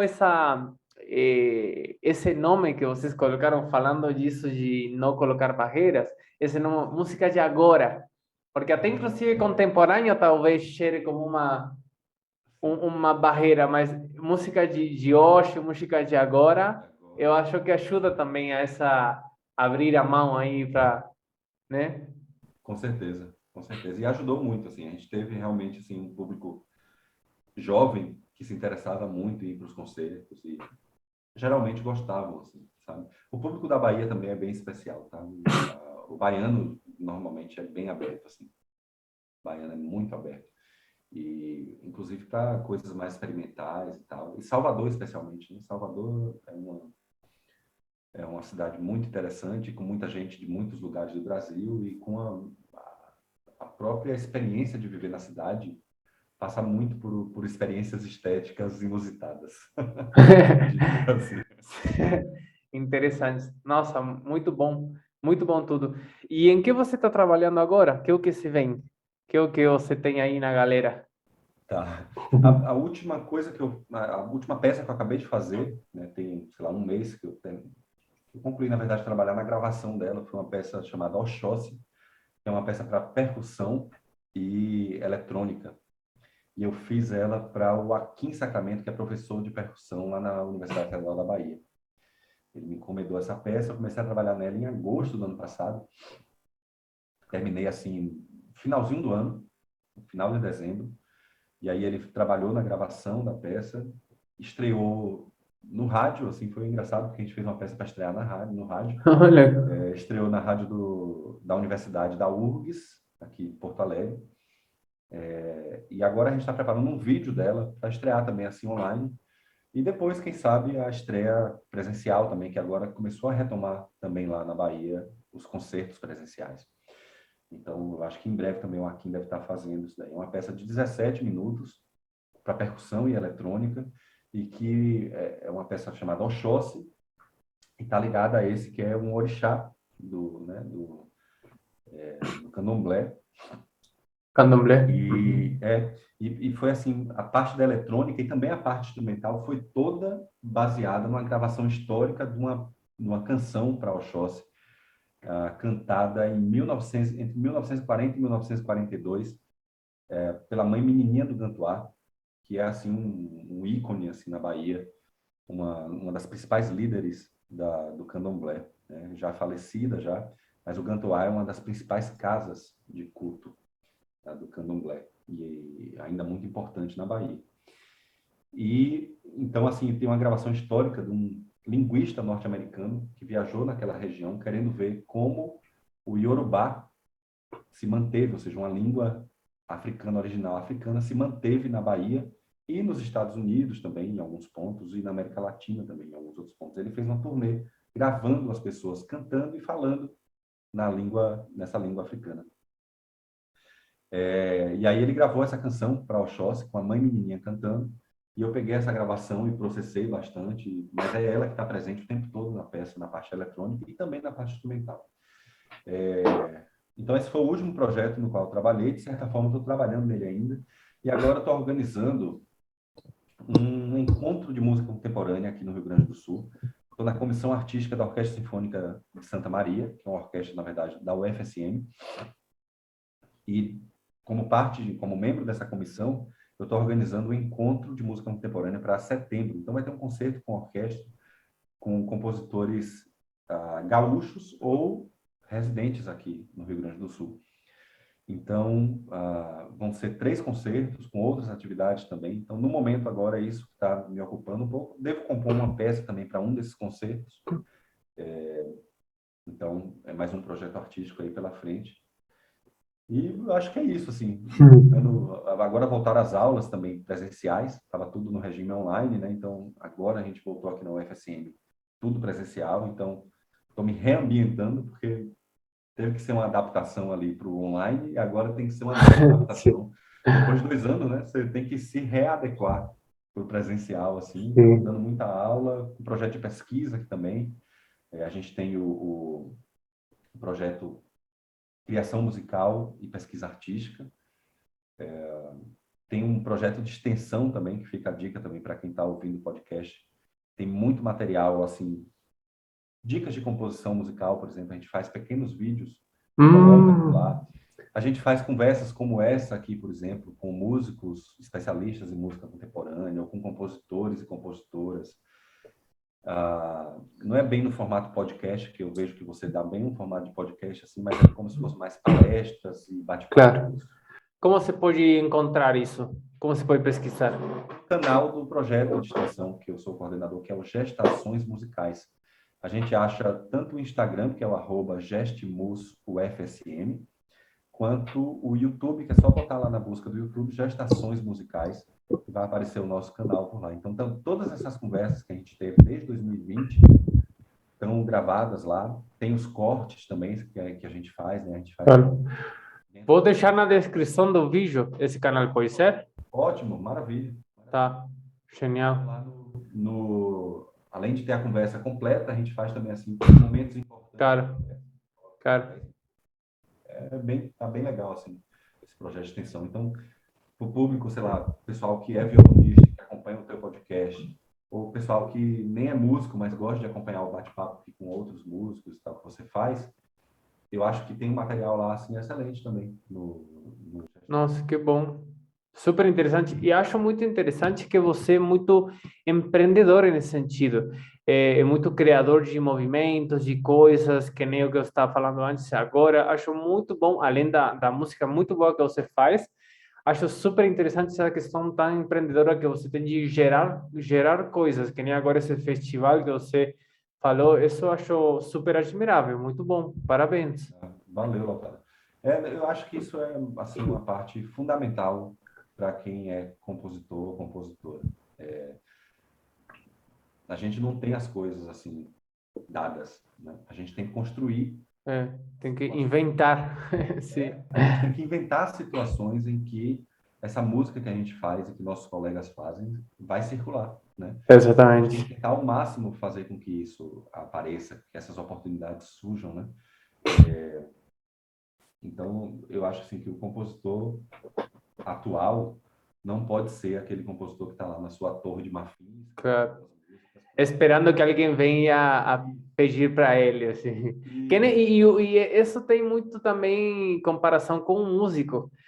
Um músico que intérprete, ou seja, um músico, você também é músico, né? Quis falar um músico intérprete, tipo, a gente tem que ser bastante empreendedor também nesse sentido de cheirar os concertos, cheirar, procurar tocar, ir bater porta, e se não abrir, jogar uma pedra na porta, e etc, né? É muito importante isso. O nosso meio tem muita vaidade, assim, né? Então, a gente às vezes fica, não, se não estão me convidando para participar, então Claro. Eu não vou lá oferecer, ou não vou lá oferecer para um concerto em tal lugar. Mas a gente não se pode dar esse luxo definitivamente, né, onde a gente está.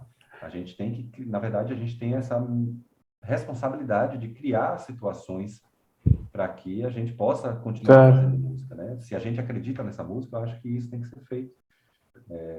Tem que cuidar um pouco da saúde desse mundo em que a nossa música é feita, né? Que é esse mundo musical em que essa música vai se inserir, né? Exato. E tanto para um como para outros também, né? Como essa questão de sentir essa irmandade com os outros músicos, mesmo que, obviamente, que estejam fazendo o mesmo que você, não sentir essa competência, senão essa irmandade de se ajudar, se apoiar, criar coisas para outros também, tentar ajudar a que nem essa questão que eu te falava mais no começo, cada vez estou mais interessado em pegar músicos jovens, compositores jovens, falam, dá aqui uma música para eu tocar e que se conheça. Sou muito apaixonante, e é uma decisão também bastante que tem bastante a ver com uma ética, sabe, né? Com uma ideologia, uma linha de pensamento que tem a ver com X valores, né? Perfeito, cara. Muito bem colocado. Assim, quiçá outros músicos, instrumentistas, pensem que nem você, assim. Eu acho que isso seria transformador para nossa arte. E que pensem, músicos que pensem que nem você. Eu acho que a tua linha de pensamento realmente só suma muito. Muito bom. Fico muito feliz de ter compositores novos, além de tão talentosos, com essa linha de pensamento, sabe? Uma coisa a mais queria te falar, me interessa bastante, isso já indo talvez um pouco mais à questão mais de laboratório, me interessa muito saber teu processo de criação, como é que deve ser esse processo de... Estou muito curioso de saber como você trabalha na tua criação musical. Uhum. É, Tchau. Assim, acabou, não tem como falar, corte. olha só, é porque já passei por diversos momentos diferentes, assim, e de certa forma cada projeto também tem um processo. Mas isso mudou muito também, assim, de maneira bem pragmática, falando bem pragmaticamente, mudou muito depois que minha filha nasceu. Isso mudou, assim, dá uma reviravolta mesmo na vida e nesse sentido também. Porque, assim, eu costumava, sei lá, eu tinha um projeto para fazer, eu escrevia muito rápido, se precisasse, e, assim, virando as madrugadas, isso não é mais possível. Realmente. Então mudou muito e ainda é recente, né? Ela está com 4 anos e ainda é aprendendo muito como essa nova dinâmica funciona. 2 desses anos foram numa pandemia, ela estava sem ir para a escolinha, então ainda tinha esse dificultador. E a gente longe da família, não tinha nenhuma rede, assim. Então realmente era eu e minha esposa e ela, e isso mudou muito a dinâmica em termos pragmáticos de compor, né? Diminuiu um pouco o meu ritmo, bastante meu ritmo, e esse tipo de coisa. Por outro lado, teve um ganho também, porque eu estou conseguindo amadurecer muito mais uma peça, porque agora estou passando mais tempo debruçado nela. E antes, por mais, às vezes eu demorava muito numa peça, a depender da peça que eu tinha que compor e da duração. Mas era muito sofrido o processo. Então era assim, o dia inteiro naquela composição, sei lá, aí virava a noite naquela composição, e às vezes passava meses naquilo. E às vezes eu nem estava rendendo tanto. E agora eu sou obrigado, no pouco tempo que me resta para compor, a desenvolver bastante e amadurecer bastante. E aquilo leva meses, mas com um tempo melhor aproveitado e sem tanto sofrimento. É isso que eu tenho sentido mais recentemente. Eu estou falando dessa dinâmica familiar que não tem como separar da dinâmica artística, né? Então, na Claro. verdade, são coisas muito próximas. Uma coisa está entrando dentro da outra. Não é a vida artística e a vida, é tudo junto, assim. Exatamente. Então, principalmente porque a gente. Aí, mais uma coisa que a gente não pode se dar ao luxo, que é assim: eu não posso só compor. Se eu pudesse só compor, com certeza eu estava dividindo melhor o meu tempo. E eu conseguia, no tempo que ela está na escolinha, por exemplo, ficar 4 horas seguidas compondo. Mas não, na verdade, eu sou professor. Então, assim, eu sou professor, é isso que é meu ganha-pão, né? E eu sou professor de composição, e que bom que eu consigo fazer com que a composição seja parte presente e importante da minha atividade como professor também, né? Porque é importante que eu esteja compondo para ensinar composição, e na Exato. verdade é parte da minha pesquisa, que é um dos trabalhos como professor universitário, é desenvolver pesquisa, e a minha pesquisa ela não pode estar, eu não concebo ela distanciada da minha prática artística, entende? Então é uma coisa junto da outra. Tá. E aí, mas falando, eu entendo a sua pergunta, mas eu acho que esse é um ponto importante que pouco se fala, né? Sim, Parece que todo mundo fala já como se estou aqui para compor e todo o resto claro, fica de lado, né? Não é assim. E não é assim também para o músico instrumentista, para o claro. violonista, não é assim também. Mas, enfim, falando agora do processo criativo mesmo, né? Eu tenho experimentado muito, eu já experimentei muito mais com a música, com aquilo que lá no meu mestrado eu chamei de hibridação cultural, ou seja, compor música de concerto com música popular. Então, sei lá, eu gostava de pegar coisas, às vezes, até bem escrachadas, assim, que ninguém imaginaria sendo travado um diálogo dentro de uma música de concerto, sei lá, forró eletrônico lá do Nordeste, sabe? Umas coisas bem, bem populares, assim, da região. Ou então Reginaldo Rossi, eu tenho uma série de composições, até uma peça delas para violão, e que foi um pedido, na verdade, do João Carlos Vitor, né? Olha, Ele me pediu para fazer, olha, tem acho que o Giuliani tem as rossinianas. a Rossiniana, tem 6 Rossinianas, sim. Isso, mas eu queria as rossianas, que é o Reginaldo Rossi, na verdade, que é o rei do brega lá do E aí eu fiz 3 rossianas até hoje, com Olha só. canções do Reginaldo Rossi, dialogando com essas canções. Então, e agora, de alguma forma, eu voltei um pouco para isso, mas com outros processos, né? Então, eu tenho trabalhado muito com composição assistida por computador, com alguns softwares de computador que ajudam a processar dados de gravações, por exemplo. Então, por exemplo, essa peça Oxóssi, né, que eu estava te contando, a parte instrumental também vem da gravação. E como é que isso é feito? Tem alguns softwares de computador que eu utilizo para processar e analisar o conteúdo daquela gravação para me retornar conteúdo de alturas, por exemplo, né? E aí essas alturas eu vou utilizar para compor a parte do vibrafone nessa peça, por exemplo, entendeu? Então, as alturas também vieram, mas não é só da melodia que está sendo cantada, mas sim do conteúdo, do espectro sonoro daquela gravação, daquele fonograma histórico, entendeu? E trabalho em cima daquilo para compor as linhas que eu vou compor no vibrafone, ou as harmonias, ou as texturas que eu vou compor no vibrafone naquele momento. Isso, eu tenho trabalhado cada vez mais em cima disso. Tenho começado também a explorar bastante o terreno da música eletroacústica, mas da música eletroacústica mista. Eu acho que é um potencial enorme que tem que ser explorado cada vez mais. E cada vez por mais vertentes estéticas diferentes, que é a música mista, né? Instrumento mais eletrônica, né? Eu tenho explorado isso cada vez mais também. E tem uma coisa que aí tem muito a ver com a pesquisa que eu desenvolvo na universidade, que é o acompanhamento do processo criativo. Tentar, assim, eu estou sempre compondo e documentando esse meu processo criativo, sabe? Isso é uma outra coisa. E tem uma outra coisa também que eu gosto muito de explorar criativamente, que é partir para compor sem muito planejamento. Eu gosto de me aventurar na composição e ir aprendendo com a composição, com o que ela está me contando, porque eu acredito que composição é um exercício, antes de mais nada, de escuta, de você estar escutando o tempo todo o que você quer compor, o que você quer fazer. E eu estou assim me lançando nesse exercício de escutar o que eu estou. Acabei de fazer 2 compassos, vou escutando aquilo e vou tentando entender o que é que vem a seguir, sabe? Imaginar o que vem a seguir. E só depois que eu já estou ali no meio da peça é que eu paro para planejar o restante, sabe? Para ver como ela vai ser até o final. O sea que tua música é contemporânea mesmo, está acontecendo agora. No lápis ali, em tempo real. Exatamente. Olha que interessante. Então, se é para falar do processo criativo, como eu acho que eu falei um pouco, não defini, porque eu não acho que tenha como definir. Não tem como. Mas falei um pouco dos pontos principais. A experiência. Me dá muita intriga como é que é, porque o compositor desenvolve essa coisa incrível que é o ouvido interno, com coisas que ainda não estão criadas, que eu acho incrível. Então eu falo, como é que é o ouvido interno de Paulo Rios Filho, com a música que ele faz?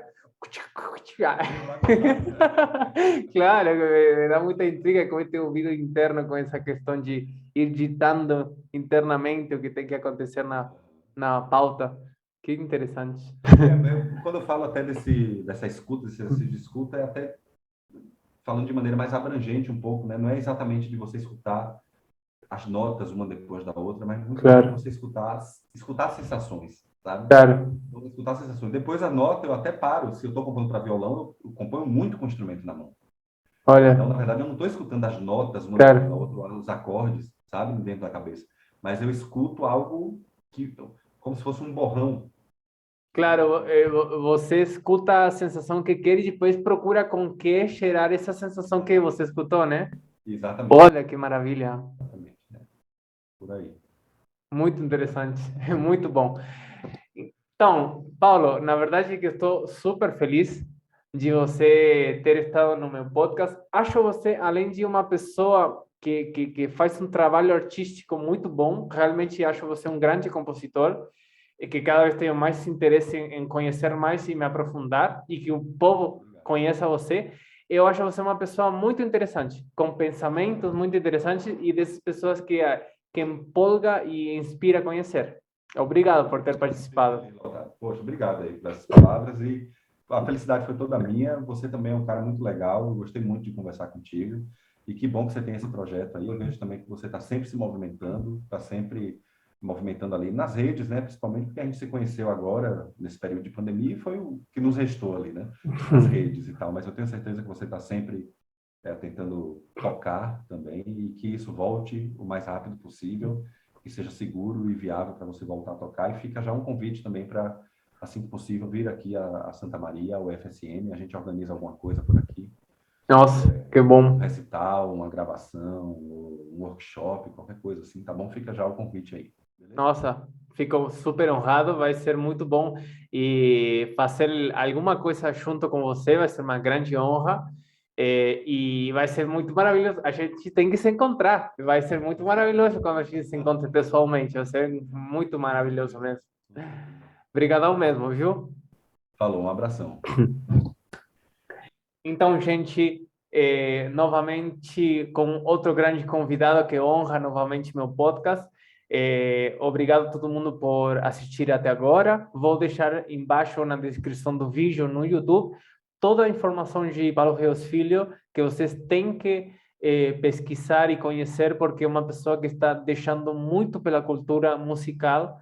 E se você está em Spotify ou em alguma das outras plataformas de podcast, vou deixar o link do vídeo para vocês ir lá. Obrigado uma vez mais. Meu nome é Lautaro Pérez Batalha e a gente se vê na próxima.